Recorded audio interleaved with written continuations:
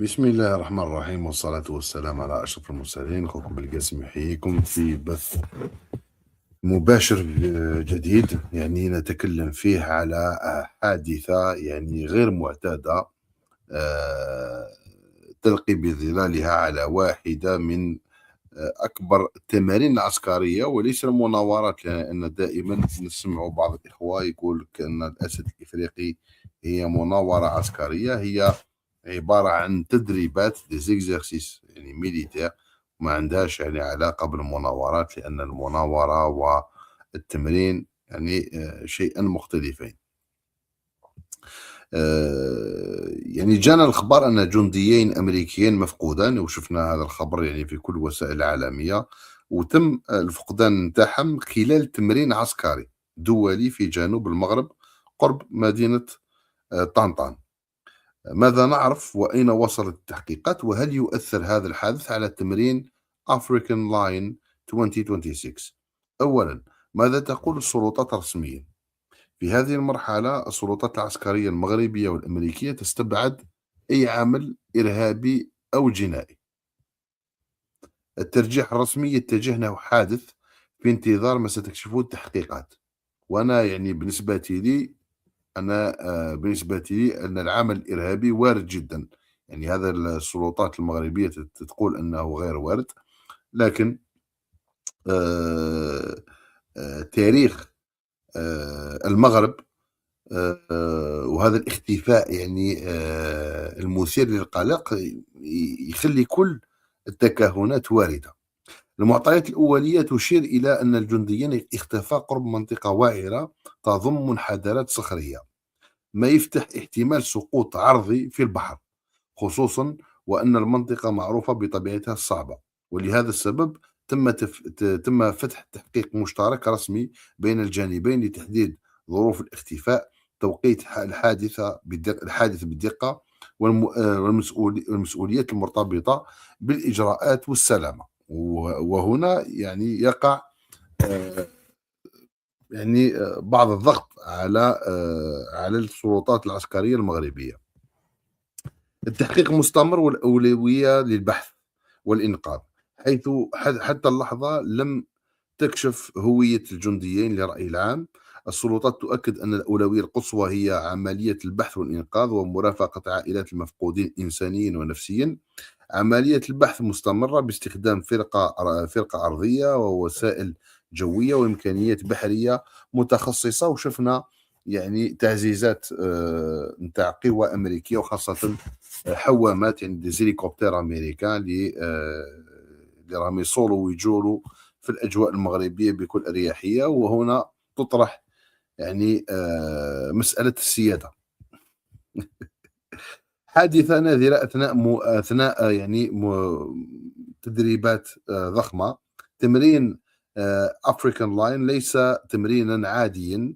نسخة 2026 تضم قرابة 5000 عسكري من أكثر من 40 دولة، وتهدف إلى تعزيز التنسيق العسكري، الجاهزية القتالية، والتعامل مع الأزمات الدولية المعقدة.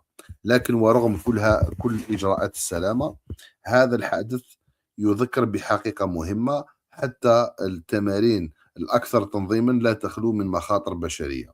اختفاء جنديين خلال التمرين يعد حادثا نادرا ومقلقا، ويستدعي مراجعة دقيقة للإجراءات دون استباق نتائج التحقيق. أنظار العالم حقيقة اليوم متجهة نحو بوزبير، في انتظار أي بيان رسمي جديد. الاهتمام الإعلامي والسياسي يتجه نحو جنوب المغرب، والكل يرتقب نتائج التحقيقات، تطور البحث، وأي مستجدات رسمية موثوقة. السلطات شددت على أن التواصل سيكون عبر القنوات الرسمية فقط، تفاديا لأي إشاعات أو تضليل. في الأخير، إلى أن تتضح الصورة بالكامل، ما هو مؤكد أن الحادث يؤخذ ببالغ الجدية، وأن البعد الإنساني يبقى في صدارة الأولويات. وسنوفيكم بطبيعة الحال بكل جديد حال صدور المعلومة الرسمية المؤكدة. المعلومات اللي عندنا فيها بعض الإخوة المجتهدين، في تويتر خاصة، كالأخ قناة المعرفة ميليتاري ديزاد، اللي هو نشر صورة نتاع فرد من أفراد هذو الاثنين نتاع القوات الأمريكية. والأخ تاع قناة المعرفة قال أن فيه تم العثور على جثة يعني نتاع جندي أمريكي في البحر، ويتم البحث على الجثة الأخرى. وعلى حساب هذا الأخ هذا نتاعنا من ولاية سعيدة، هو يقول أن الجنديين الاثنين توفوا وحيتم الإعلان على الوفاة نتاعهم يوم غدا إن شاء الله. بون احنا ما على بالناش، أنا ما عنديش معلومات يعني موثوقة. راه هذا الأخ ميليتاري ديالو عادة يعطي معلومات يعني محترمة. لكن الشيء الأهم هو أن المروك فقد بعض الثقة من الطرف الأمريكي، لأنه يعني أنت كبلد مستضيف لهذه التمرينات أفريكان لاين 2026 عندك مسؤولية على أنك تحمي الجنود وتخليهم يديروا التمارين نتاعهم في ظروف ملائمة وفي ظروف فيها السلامة. هذا يعني نعتبره إخفاق كبير للمغرب، وإخفاق أكبر لولي العهد حسن بولوذنين، يعني اللي تم تكليفه منذ 24 ساعة بالتنسيق نتاع القوات المسلحة المغربية. وهذا يعتبر فشل ذريع وفشل كبير لحسن بولوذنين ولي العهد المغربي، اللي يبدأ يعني المهام نتاعو. مرحبا بك الأخت رحمونا بولعراف، سي ان غرون بليزير صافي لونطون. راهم كاع ليكيب راهم من لهنا. فوالا هذه هي. دونك هذه هي خوتي العزيز. انا بور مو نعطيكم التكهنات نتاعي. انا ما نظنش انه حادث، انا نظن انه عمليه ارهابيه، او كاين احتمالين: عمل ارهابي، او عمل يعني داخل الجيش المغربي. نعرف ان في الجيش المغربي فيه ناس اللي ما رايش راضيه يعني بالحكم القمعي والهمجي نتاع نظام المخزن. ممكن انه يكون يعني حركه تمرديه، يعني انت التمرد داخل الجيش المغربي. كل الاشياء يعني كل السيناريوهات وارده، لكن السيناريو يعني الأقرب للحقيقة هو أن هذا الجنديين الأمريكيين نظن أنهم توفوا، لأن هذا الجنود في هذا المستوى يعني ما يتبحروش هكاك برك.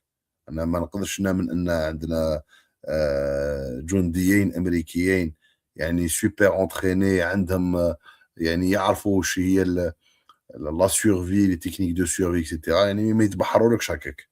يعني نظن يا يو ان اكسيدون، يعني فيه سوا ان اكسيدون، سوا عمل ارهابي، او عمل نتاع بعض الجنود المغاربه اللي منشقين او عندهم يعني دي ريفونديكاسيون بوليتيك. هذا ما كان، يعني في كل الاحتمالات هذا شيء غير ما راهوش في صالح المغرب حقيقه. وممكن أنه يكون عنده تأثير على المناورات القادمة نتاع هذا أفريكان لاين 2026. وممكن جدا أن الولايات المتحدة تتخذ القرار تفادي المغرب كبلد مستضيف لهذا هذا التدريبات. فوالا هذه يا اخوتي الاعزاء، نكتفي بهذا القدر على امل اللقاء معكم في موعد جديد. بالقسم يحييكم. تحيه الجزائر، تحيه الجزائر، تحيه الجزائر. المجد والخلود لشهدائنا الابرار، والسلام عليكم ورحمه الله تعالى وبركاته.